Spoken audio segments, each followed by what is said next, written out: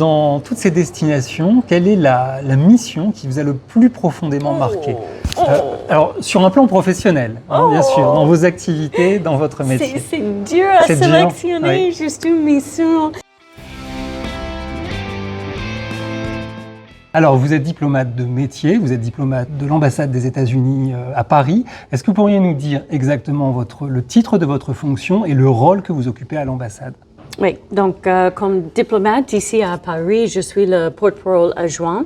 Mais peut-être c'est un peu utile d'expliquer l'ambassade et comment fonctionne l'ambassade entière. Hein.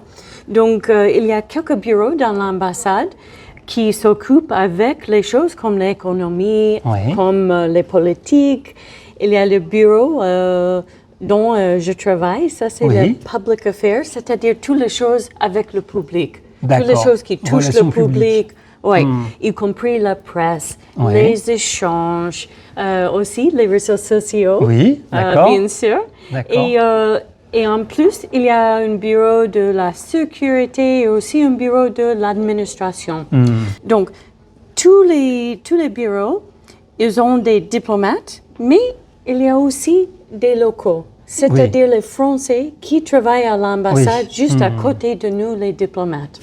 Mais aussi, nous avons un bureau qui, je peux dire, c'est le plus important dans l'ambassade. Les public affairs, les relations publiques. Non, pas celui-là. J'espère, mais non, ce n'est pas le cas. En fait, c'est le service consulaire. D'accord. Et ça, c'est le plus important parce que, à la base, la mission de l'ambassade, c'est de protéger, d'aider les Américains qui sont au dehors des États-Unis. Et ça, c'est le cas pour n'importe quelle ambassade dans le monde. D'accord, les services consulaires. Alors, on vit aujourd'hui en 2024 dans un monde compliqué. Il y a eu l'invasion de l'Ukraine, il y a eu l'attaque du 7 octobre, le terrorisme. Est-ce que vous pensez que ce monde a toujours plus besoin de diplomates ou qu'au contraire, vous appartenez un petit peu à un temps révolu de l'après-Seconde Guerre mondiale? Est-ce que le métier de diplomate appartient encore au futur? Oui, je pense que de plus en plus, la diplomatie, c'est important. D'accord. Absolument important. Parce que nous réalisons que les relations entre les pays sont plus et plus complexes. Oui. Avec avec l'IA, par exemple, avec la technologie en général, les guerres ont changé même. Il n'y a pas les guerres comme la guerre civile aux États-Unis avec beaucoup de militaires. Maintenant, les guerres ont changé. C'est une chose qui est plus technique. C'est plus... les guerres sont... hybrides. Oui, c'est ça en fait. Et je pense que les diplomates peuvent essayer de naviguer le monde nouveau. Alors justement, avec votre expérience de ce métier, comment vous définiriez-vous la diplomatie? Qu'est-ce que c'est que la diplomatie selon Christina Hayden? Pour moi, peut-être parce que je travaille dans le bureau des affaires publiques. Oui. Peut-être j'ai une petite bias, mais je pense que la diplomatie, c'est de créer une connexion entre les gens. Et toujours, mon mantra, mon thème personnel, c'est aujourd'hui, si je peux toucher juste une personne, si je peux communiquer avec une personne plus, moi, j'ai fait mon travail. J'ai réussi comme ça. Nous pouvons augmenter la connaissance, la compréhension des autres personnes, des autres cultures, des autres politiques. Comme ça, nous pouvons éviter les guerres, les conflits et nous pouvons vraiment approfondir les relations. Entre les personnes, mais entre les pays aussi. Bien sûr. Alors, vous avez parlé des différentes cultures, des différents pays. C'est le moment de rêver un petit peu. J'imagine qu'on voyage beaucoup quand on est diplomate. Énormément, j'imagine. Quels sont les pays dans lesquels vous avez été en mission? Donc, j'ai commencé au Jamaïque. D'accord. Après Jamaïque, c'était en Russie. Russie. Donc, c'est très intéressant de changer de Jamaïque en Russie, j'ai acheté des habits complètement différents. Oui, bien sûr. Oui. Après ça, c'était au Pakistan. Pakistan. De Pakistan. Quelle année au Pakistan, Pakistan, c'était 15 à 16. D'accord. Après ça, j'ai postulé de Bangui, c'est en Centrafrique. D'accord.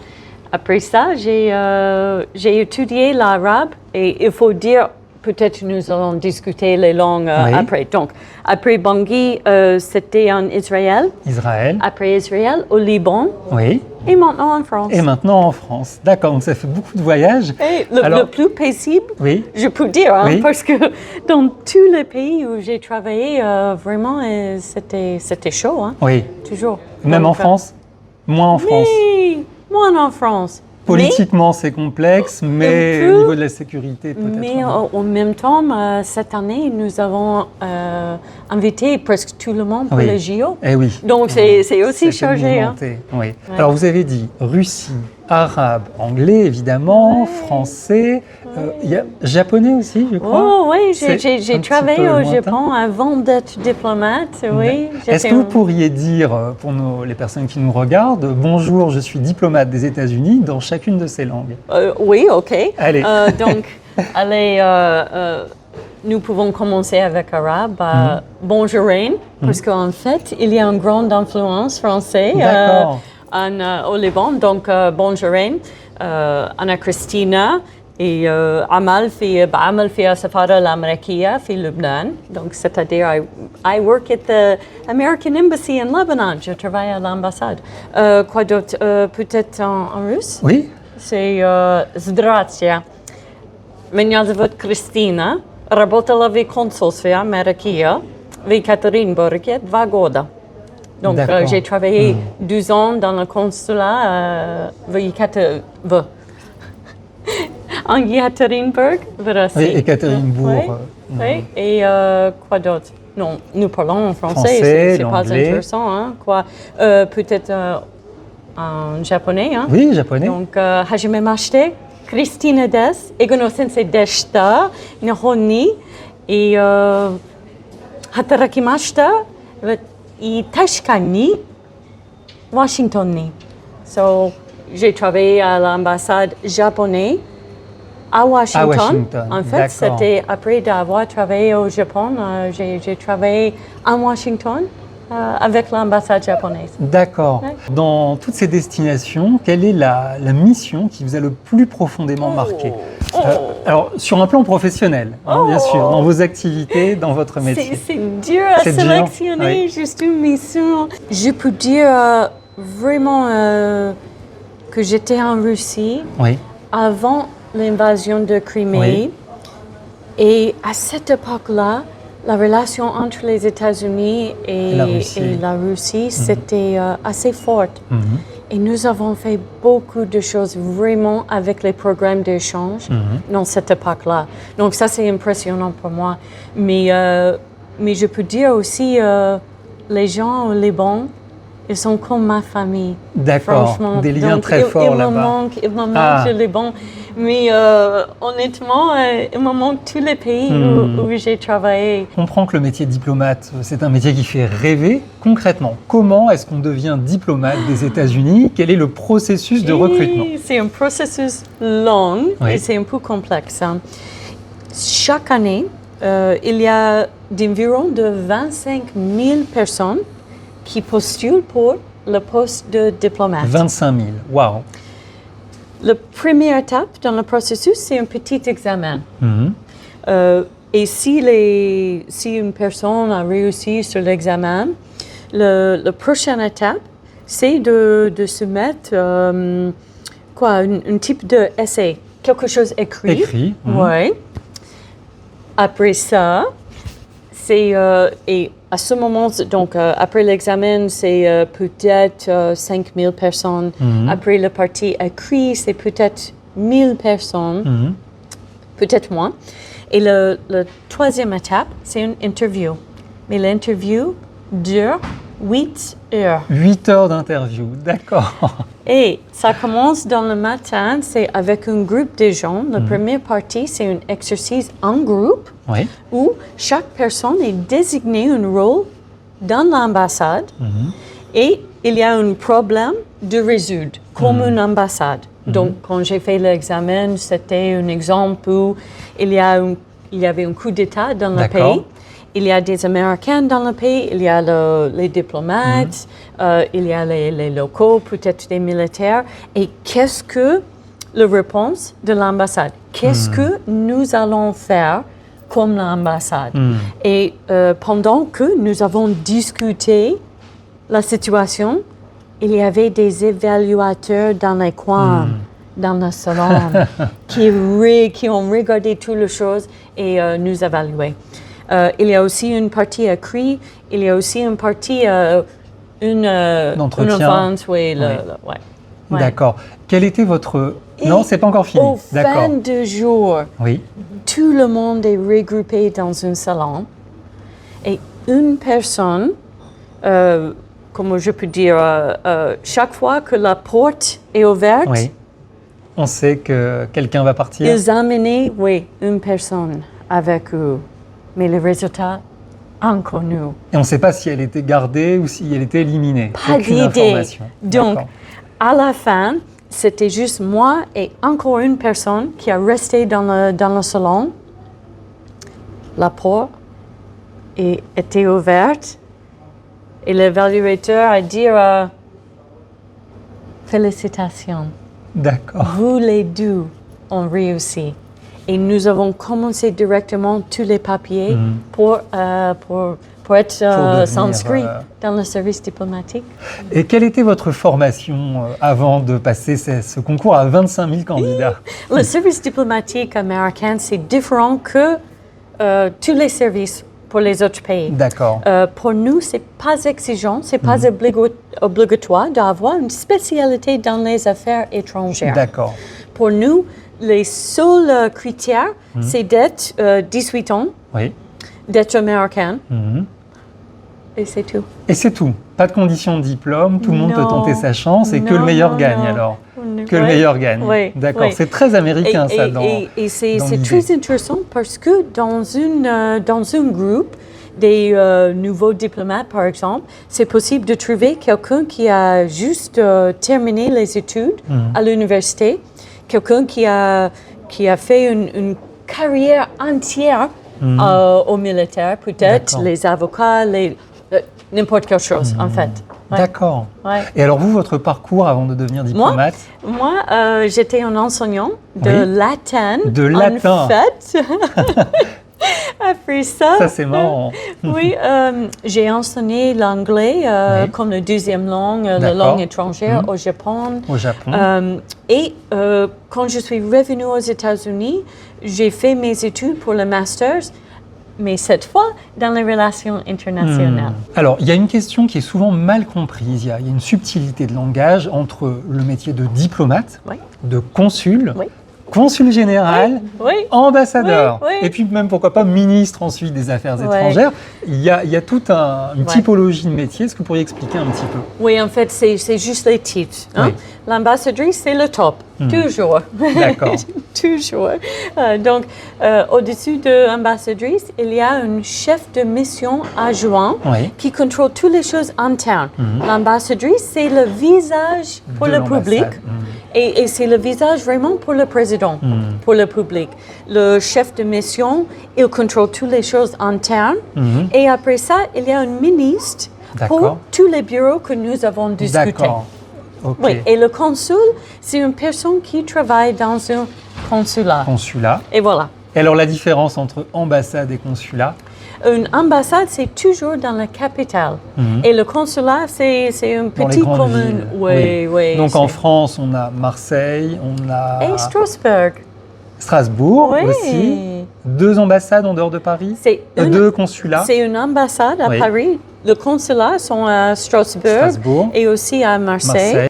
Et donc diplomate au sein d'une ambassade, ce sont les gens comme vous qui sont diplomates de carrière, de métier, qui changent tous les combien de temps d'ailleurs? On change? Ça dépend du pays, mais entre 1 an et 3 ans. Entre 1 an et 3 ans, d'accord. Alors ce qu'on ignore parfois, c'est que dans les ambassades, on a aussi tout un personnel, vous l'avez dit tout à l'heure, de résidents, donc concrètement en France, de Français, qui travaillent pour l'ambassade, pour le consulat, qui sont plutôt plus nombreux, non, que les diplomates de métier? C'est plus nombreux que on est dans quel diplomates. Rapport? Il y a combien de personnes à l'ambassade de France, des États-Unis en France? Plus ou moins, nous pouvons dire peut-être quelques centaines, peut-être 300-400 personnes. Ouais. Oui. Ouais. Et des diplomates de métier sur les 300-400. C'est juste une petite partie, peut-être 10% ou 15%. Et tout le reste, c'est les locaux. C'est des résidents. En fait, c'est les Français, les Français qui assurent que la diplomatie américaine continue. Oui. Alors ça, c'est très intéressant pour les gens qui nous regardent, qui peut-être rêvent de travailler pour l'ambassade des États-Unis. Allez, vous recrutez. Toujours, nous recrutons, en fait, et c'est pour tous les métiers. Tous les métiers. Nous avons besoin des assistants de presse, nous avons besoin de plombiers. Plombiers, voilà, donc de façon... N'importe quel travail, en fait, nous sommes comme une petite ville à l'ambassade et nous avons besoin de tous les métiers. D'accord. Il n'y a pas des formations, quand même, des cursus un peu privilégiés. En tout cas, si on veut vraiment être au contact du public, des citoyens, il y a des formations quand même. Il y a des petites formations pour la diplomatie, pour comprendre comment l'ambassade fonctionne, par exemple. Mais sauf ça, non, c'est juste les métiers spécifiques. Par exemple, j'ai cinq Français qui travaillent avec moi. Nous sommes l'équipe de social media, des réseaux sociaux. Donc, chacun de mon équipe a l'expérience soit avec les photographes, soit avec les réseaux sociaux, le journalisme, etc. D'accord. Alors, tant qu'on parle de ces échanges, il y a beaucoup de programmes d'échange à l'ambassade des États-Unis, notamment à destination des jeunes ou des actifs, des gens qui travaillent aussi. Est-ce que vous pourriez un petit peu présenter ces programmes, ce très beau programme? Ces programmes sont à notre fierté, franchement. C'est les opportunités, les chances incroyables. Surtout pour les élèves et les étudiants. Nous avons des programmes. Par exemple, Youth Ambassadors, c'est pour les élèves, en fait, dans les écoles. Collège, lycée. Oui, collège, lycée, qui cherchent une connexion avec les États-Unis. Les Youth Ambassadors voyagent aux États-Unis pour quelques semaines, chaque année, pour rencontrer les gens à Washington, et dans d'autres États, aux États-Unis, c'est vraiment un voyage professionnel. Il y a aussi des programmes d'échange éducatif, c'est-à-dire c'est un échange pour un semestre ou un an aux États-Unis où les frais sont payés par l'ambassade. Toute l'organisation, le voyage, le logement, c'est très intéressant. Et ça, c'est particulièrement pertinent parce que nous avons un anniversaire, petit anniversaire avec la France. Ah oui, bien sûr, les 80 ans du débarquement et après ça de la fin. Le 250e anniversaire de notre alliance. Ils viennent en 2025. En 2025. Donc, en 2025 jusqu'à 2026, nous allons bourser 250 étudiants pour étudier aux États-Unis. Donc, le programme s'appelle Generation 250, c'est-à-dire le 250e génération. Et nous allons commémorer cet anniversaire cette alliance, la plus vieille alliance 250 bourses.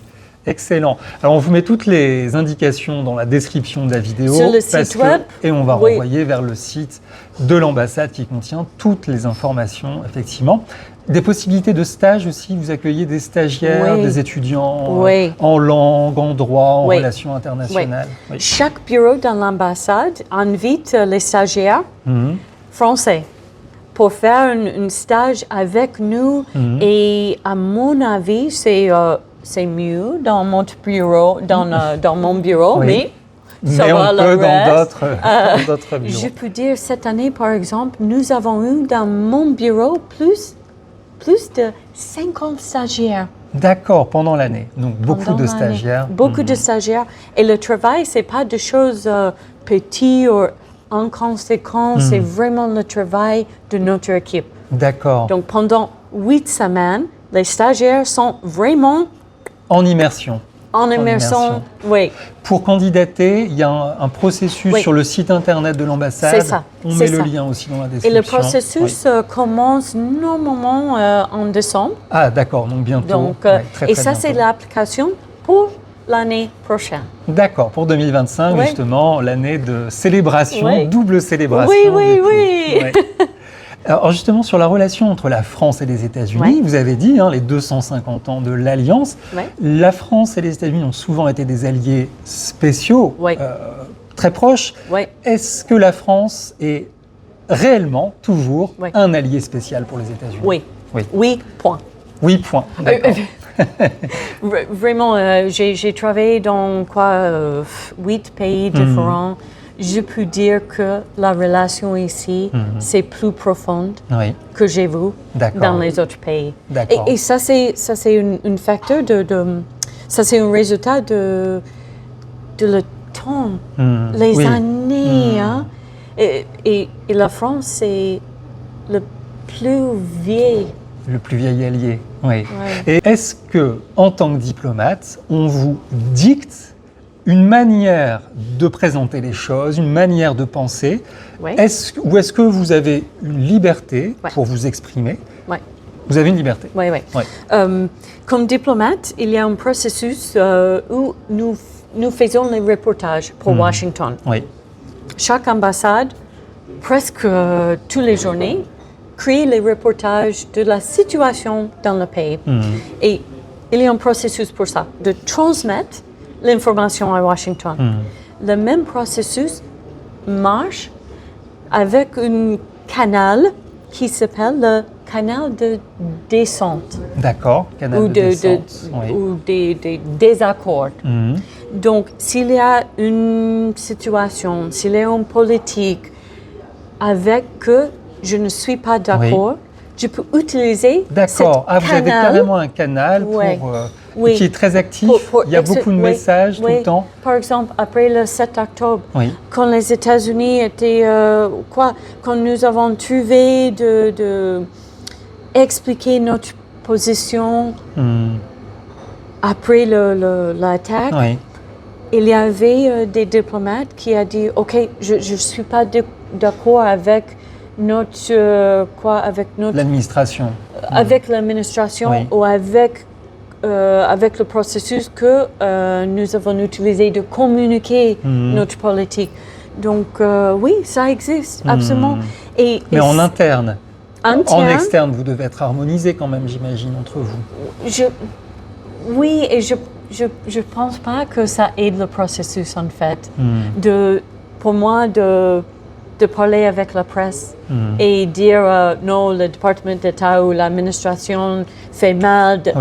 Non, ça vous n'êtes pas dans votre métier. C'est plus Mais vous avez le droit de le dire à votre administration. Donc ça vous est déjà arrivé, j'imagine. Alors on ne vous demandera pas sur quoi ça vous arrivait d'être en désaccord. Non, en fait, moi, s'il y a une chose avec que je ne suis pas d'accord, je préfère utiliser le canal interne parce que je pouvais transmettre mon désaccord, mais aussi mes suggestions. Et pour moi, ça, c'est plus pratique. Et les argumentations aussi, dire pourquoi je ne suis pas d'accord. Et parfois, du coup, la position officielle change à la suite de remontées par ce canal. C'est intéressant ça. Alors, on est très proche d'un événement important, évidemment, l'élection aux États-Unis, dans très très peu de temps. Peut-être que vous verrez la vidéo juste après, vous aurez eu les résultats.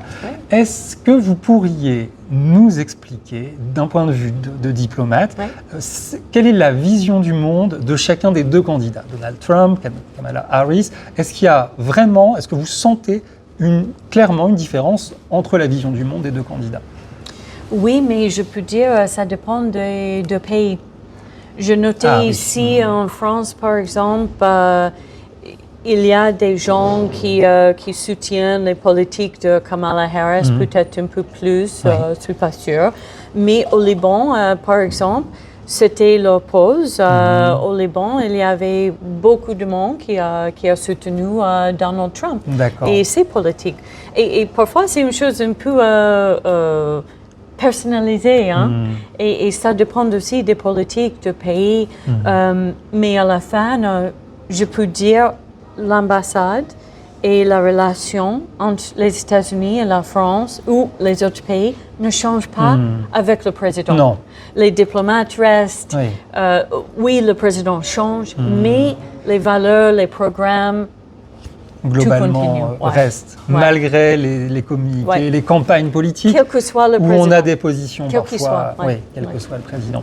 Alors, j'ai bien compris que vous deviez rester neutre en tant que diplomate, mais il y a, dans notre vision, dans l'enseignement de l'histoire, quand on enseigne l'histoire des États-Unis, des relations internationales, on a tendance à percevoir quand même une vraie différence entre les présidents républicains et les présidents démocrates.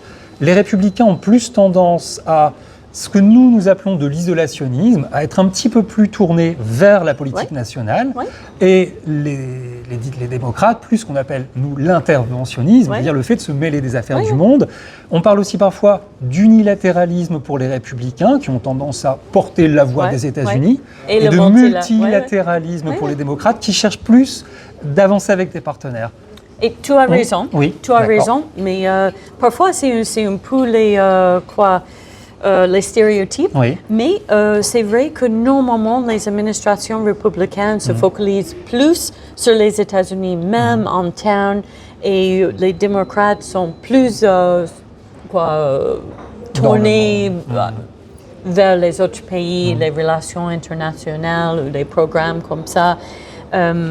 Mais pour les deux, il faut garder les relations internationales, il faut protéger les gens aux États-Unis. Donc, les responsabilités sont les même que le parti, c'est différent. Et en fait, c'est le Congrès qui contrôle beaucoup des politiques aussi. Donc, les partis dans le Congrès aussi impactent l'administration et ce que passe aux États-Unis. Alors Christy, je vous remercie pour toutes ces réponses, pour toute cette interview. Je remercie aussi les élèves, les étudiants, ceux qui me suivent sur Instagram, qui ont proposé des questions, qui ont été posées. Je ne les ai pas attribuées à chacun, ça aurait été un petit peu long, mais en tout cas, c'est un travail collaboratif. Je pense qu'on comprend maintenant beaucoup mieux ce que c'est que le rôle d'un ambassadeur et la place aussi des États-Unis dans le monde. Est-ce que vous voulez ajouter quelque chose avant de... Juste à dire merci à toi. C'est une conversation qui est super intéressante.